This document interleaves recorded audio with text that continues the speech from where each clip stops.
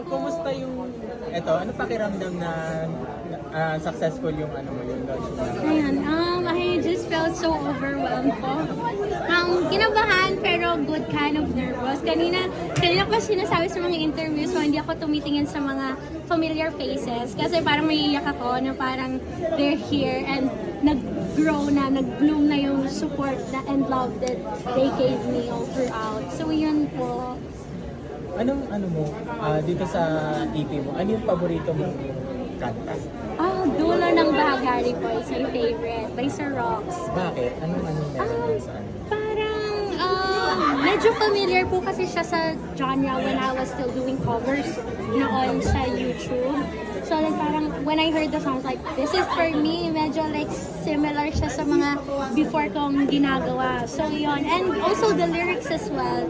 Super, it just resonates with me and kay Kalay po. So I super love it. May ano ka ba dito? May mga contribution ka sa writing? No, I wish I had the talent to write po. Pero thankfully we have super talented writers po. Yan, si Trisha Denise, who performed Nonchalant kanina po with me earlier. We also have Jeremy G, ayan, and si Sir Ross po.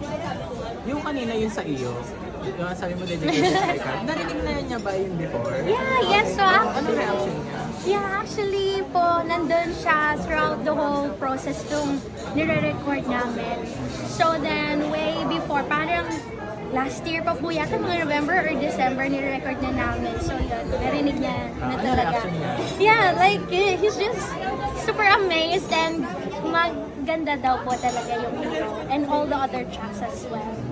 So, meron din ba siya parang na-help siya sa'yo dito sa pag-launch ng album?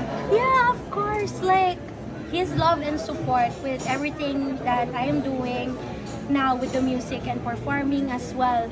Yun po, it really brought me so long. Like, without his support and love, I wouldn't also be here and being this confident and happy with what we're doing.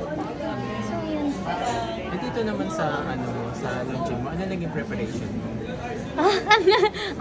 Dalawang band rehearsal, tapos dance rehearsal as well po. And then kanina lang, earlier lang po kami nakapag-band and dance rehearsal before all of this. So medyo nakaka-disorient pero hopefully naman po it went well. So yun po. Anong mga messages do you want your fans to get or to learn from your album na they can apply in their daily life? Yes, in this day and age po kasi, it's really easy to fake things on social media and also with what we see. Like, parang ay gusto ko itong gayahin, gusto ko ganito din ako, ganyan. That's okay po. We can use them as inspirations po, pero we have to be authentic and our own selves po and be for real. So yun po yung pwede nilang makuha from our album po. Speaking of for real, Chloe, gaano katotoo si Chloe yung pinapakita niya sa public? Yeah, just the same. Ganto lang din po. Pero minus may punto po kasi ko ng Nueva Ecija. So yun, minus that. Pero other than that, ganto lang din po. Opo. Yes, so. Do you sometimes feel misunderstood? And, how do you feel when people misunderstand you? And, if you could actually set the record straight on who you really are and who is the authentic you? Parang I don't wanna put too much energy na po kasi to those people that misunderstand me, especially those people that are close-minded. So parang I would rather put all my energy to those people that support me and understand me without me even saying a thing. So doon ko na lang po ibibigay yung energy and love ko sa suporta nila po sa akin. Protect your peace. Yeah, of course po. Pero, Thank you how do you po. protect your peace, Chloe? Yeah. Nagbablak ka ba? Ganun.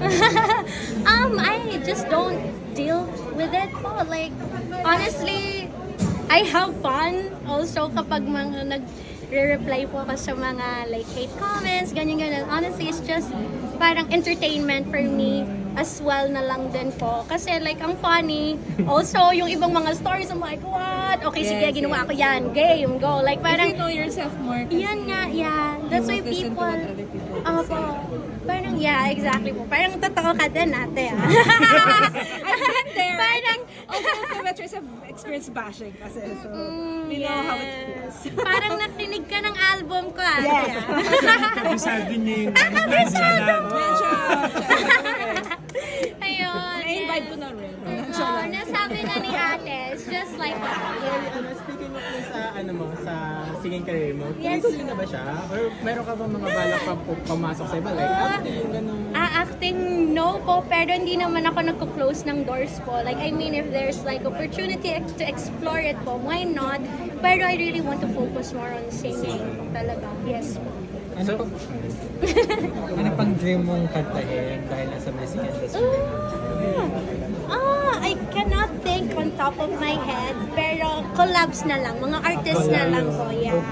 Yeah, si Ate Maymay, kasi nag-promise kami, dapat meron kaming ASAP prod, pero yeah, hindi natuloy, so we had na lang si Alexa Ilacad, so I also want to do more prods with her, or maybe like a collab on a song. And yeah, I also enjoy listening to Beanie. They just arrived kanina po, so yeah, super love them. May mga genre ka ba na gusto mo? Any, kahit ano po, yes, super game. Abangan niyo yung concert. Wala pa po! Manifesting, sir. Pero Sana! may favorite genre ka?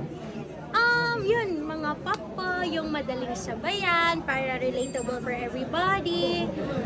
I can also try R&B, ballad, mga ganyan po. Anything po.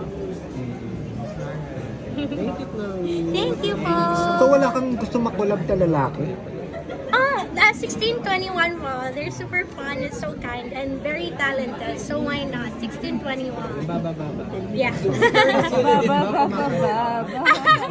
Sa banyo. Sabay ba kayo? No! Kinakantahan ka ba niya? Ganun. Kinakantahan ka ba niya? Ano kinakanta niya sa'yo? Wala! Ay, hindi siya kumakanta. Hindi, okay. Nakinig Alam ko naman. na. May ano siya. Meron siyang pyesa. Just Once, tsaka Ngiti. Kanta niya yun. Kinanta niya yun sa'yo.